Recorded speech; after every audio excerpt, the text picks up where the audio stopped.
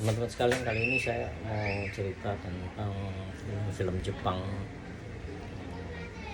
zaman dulu yang saya pernah nonton ya gitu. Eh, Kalau dulu itu film-film Jepang itu sangat sedikit yang masuk ke Indonesia, sangat-sangat sedikit sekali. Ada beberapa aja yang terkenal, bahkan film-film yang mendapatkan Oscar kayak mendapatkan perhatian dunia ya, seperti Seven Samurai itu nggak ada itu.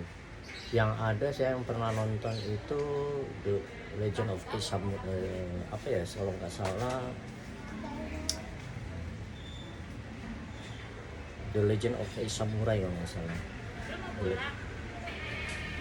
Jadi Legend of the Samurai ini yang main di Hiroko Yakushimaru. Saya ingat banget itu karena saya demen banget itu sama aktris ini. Yang jadi catatan saya itu adalah kemunculan dari Hiroyuki Sanada. Hiroyuki Sanada ini aktor yang masih sangat muda waktu itu. Nah, sebelumnya The Legend of Samurai ini sebenarnya kalau kita lihat perfilman Jepang waktu itu, yang paling terkenal itu sutradaranya Akira Kurosawa. Akira Kurosawa itu yang main film yang membuat dia terkenal adalah film Seven Samurai. Seven Samurai itu legend banget. Cerita tentang petani yang diserang perampok, akhirnya mereka mencari bantuan ke tentara bayaran untuk samurai ada tujuh orang yang akhirnya pergi ke desa mereka untuk melindungi mereka. Nah, Akira Kurosawa ini enggak cuman satu film yang terkenal, ada beberapa juga yang sangat ini, seperti Yojimbo misalnya.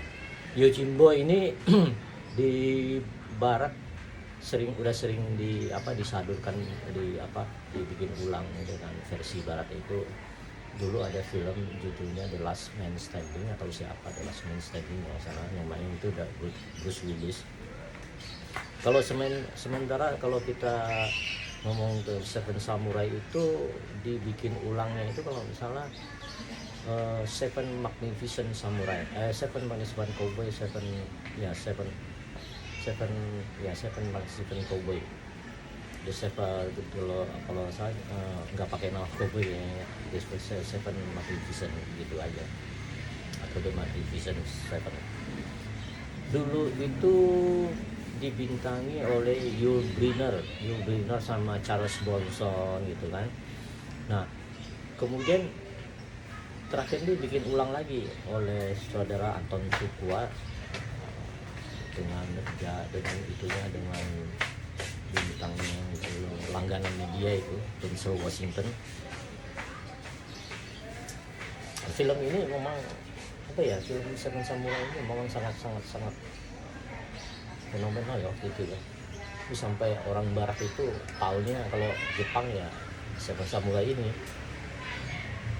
Karena Akira Kurosawa ini memang jenius, dia bikin filmnya itu bagus-bagus memang, kayak seperti yang itu Yojimbo, Kesadaran atau segala macam. Ya, kalau bikinan dia itu pasti menarik untuk ditonton. Nah, selain The Seven Samurai itu kan ada beberapa film lagi, nanti saya akan cerita. Tapi kalau Akira Kurosawa ini punya aktor langganan yang terkenal juga waktu itu karena sering dipakai buat main filmnya dia, itu Toshiro Mifune. Jadi kalau orang barat itu ya tahunya ya itu Toshiro Mifune, faktor Jepang yang terkenal pada saat itu kan. Sementara kalau misalnya kita ngomong tentang film-film yang lain, sebenarnya juga banyak film-film yang nggak begitu terkenal, tapi aktornya itu sering banyak untuk main film itu adalah Sonny Chiba dan Shinichi Chiba. Ini saya nggak tahu, mungkin mereka saudara apa gimana, tapi Shinichi Chiba dan Sonny Chiba ini selalu main film yang genrenya karate, jadi bukan samurai. Kalau misalnya Toshiro Mifune bikin filmnya adalah tentang samurai. Nah, kalau Sonny Chiba sama Shinichi Chiba ini lebih banyak main film yang genrenya karate, jadi nggak pakai pedang gitu kan.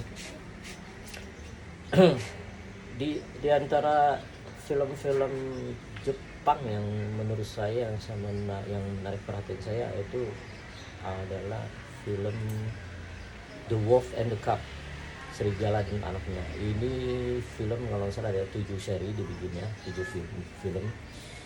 Dia itu bukan film seri ini ya. Film seri yang 1 jam gitu kan. Kalau ini film yang 1,5 jam sampai 2 jam.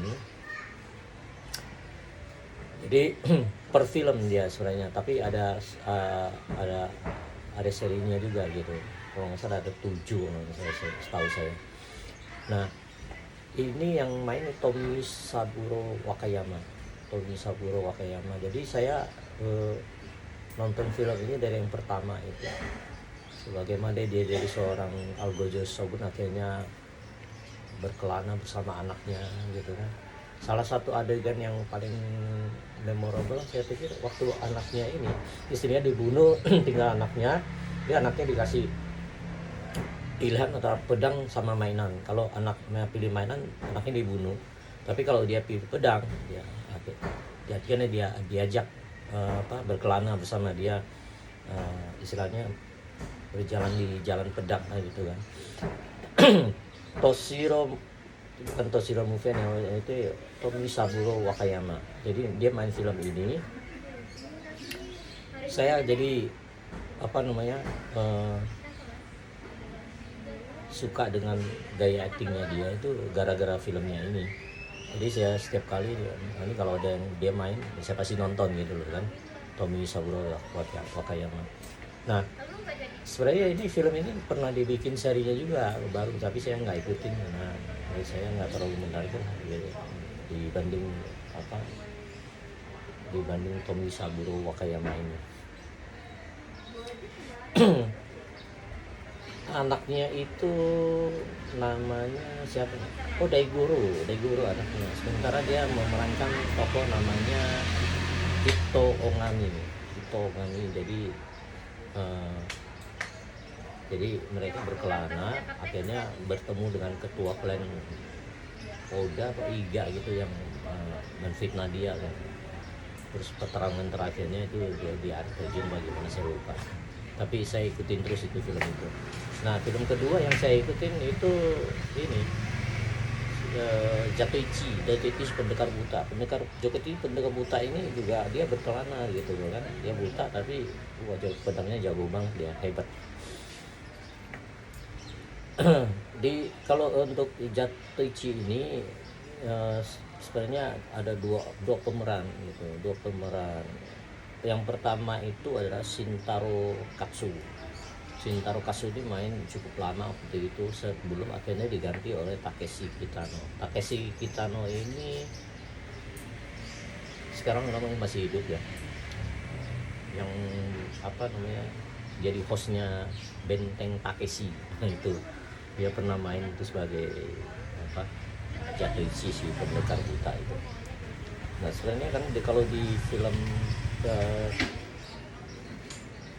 aktor Jepang waktu itu yang, karena waktu itu saya lihat perfilman Jepang belum berkembang terlalu, lebih perfilman Hong Kong itu lebih berkembang dan lebih bagus pada waktu itu. Ada beberapa aktor, yang saya tahu nih satu ini aktor dari Jepang yang akhirnya ke Hong Kong juga berkarir dan sukses, yaitu Yasuaki Kurata atau Yasuki Kurata.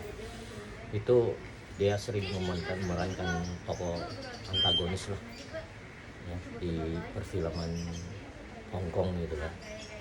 Nah, balik lagi kalau perfilman Jepang setelah zamannya itu mungkin ya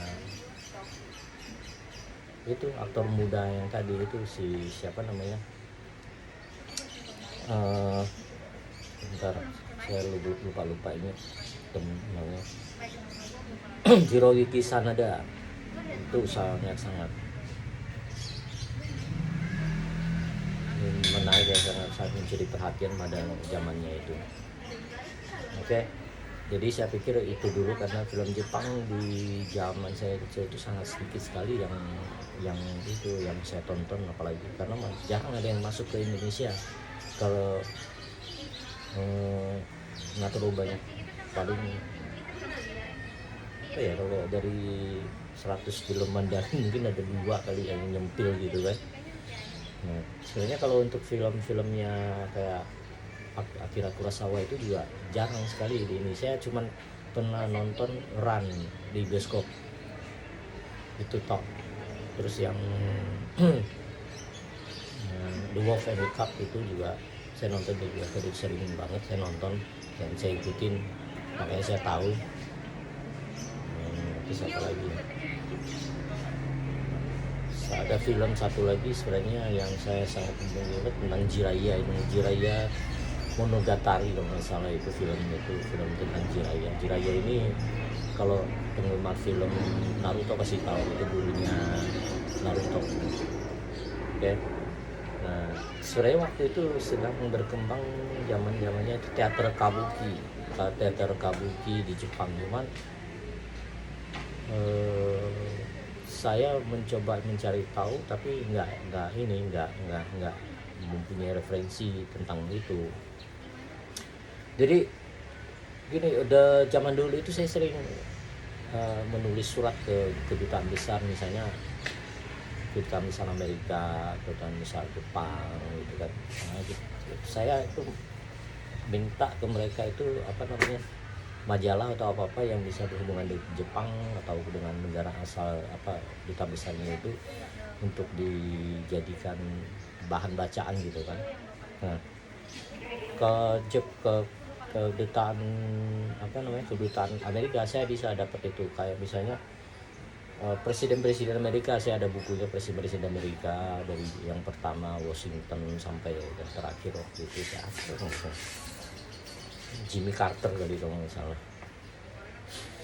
Kalau yang Jepang itu saya tulis ya kan, dikasih buku-buku ini tentang teater kabuki apa segala macam gitu ya. Jadi memang kalau dulu itu mencari info itu sangat susah ya, sangat susah. Jadi kita harus rajin-rajin nulis ke kedutaan besar gitu kan. Kalau nggak beli buku, dan buku juga memang agak-agak, waktu itu toko buku cuma satu yang lengkap waktu itu, dia agak lengkap lah, itu Gramedia. Itu juga baru buka di Jalan Haji Juanda kalau salah waktu itu.